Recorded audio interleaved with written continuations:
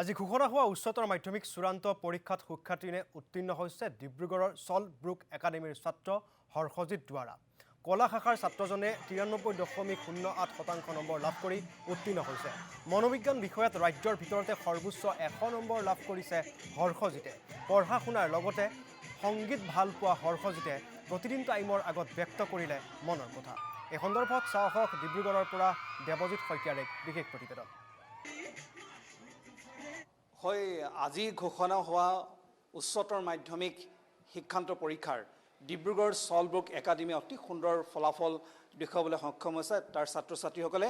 আৰু তাৰ মাজৰে এজন ছাত্ৰ অতিকে উজ্বলি উঠিছে, তেওঁ হৈছে হৰ্ষজিৎ দুৱাৰা। মোৰ লগত আছে হৰ্ষজিৎ দুৱাৰা, কলা শাখাৰ পৰা। এখেতে কলা শাখাৰ পৰা 93.8% লৈ পিনে তেখেতে এবাৰ উত্তীৰ্ণ হৈছে।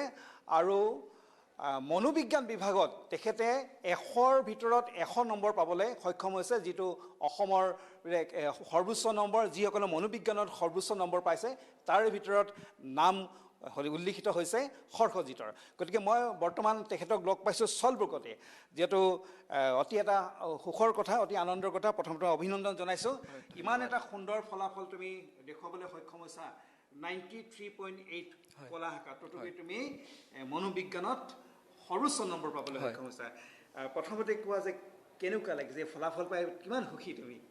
বহুত ভাল লাগিছে মোৰ কাৰণে। আচলতে একেবাৰে আনএক্সপেক্টেড বুলিয়ে ক'ব লাগিব, কাৰণ মাৰ্কছটো এইম কৰিতো পঢ়া নাছিলোঁ, আৰু যিখিনি পঢ়িছোঁ ভালকৈ পঢ়ি মেলি তেনেকৈ আৰু পৰীক্ষাটো ভালকৈ দি আহিলোঁ, কিন্তু এনেকৈ ফুল মাৰ্কছ পাই যাম বুলি ভবা নাই। আৰু মেইনলি আটাইতকৈ বেছি ভাল লাগিছে মোৰ যিসকল শিক্ষাগুৰুসকল আৰু মোৰ পিতৃ মাতৃ, তেওঁলোকৰ মুখত যে মই হাঁহি বিৰিঙাব পাৰিছোঁ, সেই কথাটোৱে মোক মানে বিশেষভাৱে আনন্দিত কৰি তুলিছে আজি। আশা কৰাৰ ধৰণকে ৰিজাল্ট আহিছে নে ভাল, তাতোতকৈ ভাল হৈছে নে আৰু ভাল হ'ব লাগিছিল? মই আচলতে আশা নকৰোঁৱে মই পঢ়াৰ ক্ষেত্ৰত। মানে যিখিনি পঢ়িছোঁ, ছাবজেক্টকেইটা যিকেইটা লৈছোঁ, মোৰ যিহেতু আৰ্টছত ইণ্টাৰেষ্ট আছিলে আগৰ পৰাই, ছাবজেক্ট যিকেইটা লৈছোঁ এনজয় কৰিছোঁ পঢ়োঁতে, আৰু সেইমতে যিমানটো পাইছোঁ মই ছেটিছফাইড তাৰ লগতে। ৰিজাল্ট পাই সুখী তুমি, ন? সুখী, হয়। তোমাক মই আজি বিশেষভাৱে সাক্ষাৎ লোৱাৰ আন এটা কাৰণ হৈছে তুমি সংগীতৰ লগত ওতঃপ্ৰোতভাৱে জড়িত। হয়, খুব সৰুৰে পৰা, মই তোমাক সৰুৰে পৰা জানো। হয়, তুমি মইনা পাৰিজাতত আছিলা। মইনা পাৰিজাতত এজন তুমি সূৰ্য শিখা মইনা পাৰিজাতত, তাত এজন তুমি খুব মানে আগশাৰী তুমি মইনা আছিলা। হয়, হয়। সংগীতৰ লগত তুমি খুব জড়িত আছিলে। হয়। এতিয়া এটা কথা হয় যে তুমি সংগীতটো ইমান সুন্দৰকৈ লৈ গৈ আছা, হয়। তাৰ উপৰি তুমি পৰীক্ষাত ৰিজাল্টটো ইমান ভাল কৰিছা। হয়, হয়। দুইটা দিশ কিদৰে তুমি আগুৱাই নিছিলা? মই আচলতে সময়টো চাই যদি মোৰ ধৰক মোৰ আৰু 3 দিন পাছতে মোৰ ফাংচন এখন আছে, সেই ফাংচনখনত পাৰফৰ্ম কৰিবলৈ মই তাৰ 3-4 দিন আগৰ পৰা মই পঢ়া শুনা একেবাৰে বাদ দি দিওঁ। মই সেইকেইদিন নপঢ়োঁ, মই অকল প্ৰেক্টিছ কৰোঁ, তেতিয়া যাতে শ্ব'টো ভাল হওক। আৰু বাকী ধৰক এতিয়া পৰীক্ষাকেইদিন মই শ্ব' কৰিবলৈ বাদ দি দিছিলোঁ, সেইদৰে পঢ়া শুনা কৰিছিলোঁ সেইকেইদিন। কিন্তু ৰিলেক্সেশ্যনৰ কাৰণে মানে মোৰ বহুত সময়ত এনেকুৱা হয়, মাহঁতে ভয়ো খায় কেতিয়াবা, পঢ়ি থাকোঁ, হাতত গিটাৰখন লৈ পঢ়ি থাকোঁ মই। তেনেকৈ গান চান গুণগুণাই থাকোঁ, আৰু ৰেগুলাৰ অকণমান সেইবোৰ গান চলি থাকে, আৰু তেনেকৈ মেনেজ হৈ গৈছে আৰু বস্তুটো দুইটাই। মা দেউতাই অলপ চিন্তাতে পৰিছিল যে ল'ৰাটোৱে ইমান মানে সংগীতৰ লগত জড়িত, ইমান ওতঃপ্ৰোতভাৱে জড়িত হৈ থাকে, পঢ়া শুনাত কিবা অসুবিধা হ'ব নেকি? কিন্তু তেনেধৰণৰতো একো দেখা নগ'ল। তুমি সংগীতত যিদৰে তুমি ধুনীয়াকৈ তুমি আগুৱাই গৈছা, পঢ়াটো ইমান তুমি সুন্দৰ ফলাফল দেখুৱাবলৈ সক্ষম হৈছা, কি ক'বা এই ক্ষেত্ৰত? আচলতে সেইটো চিন্তা কৰাটো সেইটো মাক দেউতাক সকলোৰে চিন্তা হয়, সকলোৱে নিজৰ ল'ৰা ছোৱালীৰ ভাল হোৱাটোৱে বিচাৰে। গতিকে তাত যদি কিবা ডিষ্ট্ৰেকশ্যন বুলি যদি ধৰি লৈ মেলি কিবা এটা বেয়া হ'ব বুলি যদি ভাবে, সেইটো চিন্তা হোৱাটো একেবাৰে নৰ্মেল কথা। কিন্তু সেইখিনি ধৰক মই সিমানখিনি আশ্বাস দিব পাৰিছিলোঁ যে হয়, মই দুইটা বস্তু মেনেজ কৰিব পাৰিম। আৰু কলেজত যিবিলাক টাৰ্মিনেল এক্সামবিলাক হৈছিলে, তাতো মাহঁতে দেখিছিলে যে পৰীক্ষাকেইদিন ইমান মানে গানৰ পৰা অকণমান গানটো ছাইড কৰি মেলি পৰীক্ষাকেইদিন পঢ়ে, কিন্তু বাকীকেইদিন মানে মেনেজ কৰি থাকোঁ আৰু বস্তুটো তেনেকৈ। বহু লোকৰ এনেকুৱা ধাৰণা হয় যে এই গীত মাতত বা মিউজিকত লাগি থাকিলে পঢ়া শুনাত ক্ষতি হয় বুলি বহুতৰ এটা ধাৰণা আছে, কিন্তু সেই ধাৰণাটোৰ বিষয়ে তুমি কি ক'বা? ধাৰণাটো একেবাৰে ভুল বুলি ক'ব নোৱাৰি, কাৰণ চাওক এতিয়া মই ইমানকৈ ষ্টেজ প্ৰগ্ৰেমবিলাক মই ইমানকৈ কৰা নাই। এতিয়া ধৰক মই সেইটো পৰ্যায়লৈ মই পোৱাগৈ নাই। এতিয়াও মই নিজে চৰ্চা কৰি আছোঁ, আৰু বহুতখিনি মোৰ ইম্প্ৰুভ কৰিবলৈ আছে। কিন্তু সেই পৰ্যায়টো যিসকলে ধৰক পঢ়া শুনা কৰা অৱস্থাতে পাই গ'লগৈ, যে ৰেগুলাৰ ষ্টেজ প্ৰগ্ৰেম কিবা কিবি, বৰ এটা হেক্টিক স্কেজুল এটা হৈ গ'লে মানে তেতিয়া মেনেজ কৰিবলৈ দিগদাৰ হয়, সেইটো সঁচা কথা।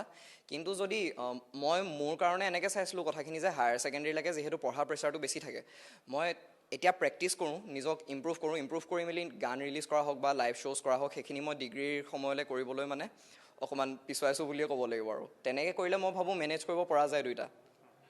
গতিকে যিটো দেখা পাইছোঁ বহুত সকলোৱে কৈছে যে হৰ্ষজিতে এজন গীত মাতত যিদৰে তেওঁ সময় দিছে সমানে তেওঁ পঢ়াটো সময় দিছে, যাৰ বাবে দুইটা দিশতে তুমি সমানে আগুৱাই যাব ধৰে। বহুতে কয় যে গীত মাত কৰিলে পঢ়া শুনা বেয়া হয়, এইটো একেবাৰে ভুল ধাৰণা বুলি তুমি এটা প্ৰমাণ কৰি দিলা, কি কোৱা?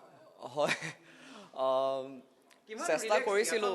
সংগীতে বহুতে এইটোও কয় যে গীত মাতে আচলতে পঢ়া শুনাত বহুতখিনি সময়ত মানে কি এটা ৰিলেক্স এটা কৰি দিয়ে। মানে ধৰক বহুত সময়ত কলেজত এনেকুৱা হয় বোলে প্ৰেক্টিকেলো দিবলৈ আছে, এছাইনমেণ্টো দিবলৈ আছে, আকৌ কিবা কাইলৈ বোলে ক্লাছ টেষ্ট, কাইলৈ বোলে টাৰ্মিনেল, সেইখিনি সময়ত মানে একদম যেতিয়া ব্ৰেইনটোৱে কাম নকৰা নিচিনা অনুভৱ হয়, এই বোলে জুবিন দাৰ গান এটা গুণগুণাই দিলোঁ অকণমান, কিবা এটা ৰিলেক্স ফিল হৈ যায়। তাৰপিছতে মানে সেইটোৱে আৰু পঢ়িবলৈ আচলতে মোক বহুত ক্ষেত্ৰত মটিভেটো কৰিছিলে যে মোৰ যিহেতু সংগীতৰ ক্ষেত্ৰত অকণমান ইণ্টাৰেষ্টটো পঢ়াতকৈ বেছিয়ে, সঁচা কথা ক'বলৈ গ'লে। আৰু মই এটা এনেকৈ নিজৰ মনতে থিৰাং কৰি লৈছিলোঁ যে মই এইটো কৰি দেখুৱাম যে পঢ়াৰ লগত গানটো মেনেজ কৰিব পাৰি, আৰু গানটো কণ্টিনিউ কৰিলেও যে মই ভাল ৰিজাল্ট কৰিব পাৰিম, সেইটো আচলতে মই নিজৰ মনতে এটা থিৰাং কৰি লৈছিলোঁ কথাটো। গানৰ লগতে তুমি গীটাৰ বজোৱা আৰু কিবা ইনষ্ট্ৰুমেণ্ট তুমি বজোৱা নেকি? মই আচলতে গান গোৱাটো অলপ দেৰিকৈ আৰম্ভ কৰিছোঁ। সৰুতে স্কুলৰ কম্পিটিশ্যনত গাইছিলোঁ, ভূপেন্দ্ৰ সংগীত, ৰাভা সংগীত তেনেকৈ গাইছিলোঁ, কিন্তু মই প্ৰথম খোল শিকিছিলোঁ। খোল শিকিলোঁ, তাৰপিছতে তবলা শিকিলোঁ, মাজতে ঢোল শিকিলোঁ। ঢোলটো বাৰু লকডাউনৰ কাৰণে অকণমান তাৰপিছৰ পৰা এৰ খাই গ'ল, বিহুৰ লগত অকণমান সংগতিটো এৰ খাই গ'ল, কিন্তু খোল আৰু তাবলাটো এতিয়াও কণ্টিনিউ কৰি আছোঁ। আৰু তাৰ লগতে নিজৰ চখ পূৰাবৰ কাৰণে, আৰু গীটাৰ আচলতে মই ইউটিউবৰ পৰাই শিকা, নিজে ক'তো ক্লাছ লোৱা নাই। বাকী নেগেৰা হওক বা পেঁপা হওক, সুতুলি হওক, সেইবিলাক অসমীয়া বাদ্যযন্ত্ৰবিলাক চখতে, আৰু সেইবোৰ মানে ষ্টেজত হুঁচৰি দলবিলাকে ধৰক যেতিয়া পৰিৱেশন কৰি থাকে তেওঁলোকক চাওঁ সুৰবোৰ কেনেকুৱা, তাৰপিছত নিজে তুলিবলৈ চেষ্টা কৰোঁ, তেনেকৈ চৰ্চা কৰি আছোঁ। আমাৰ সবিশেষ জনোৱাৰ বাবে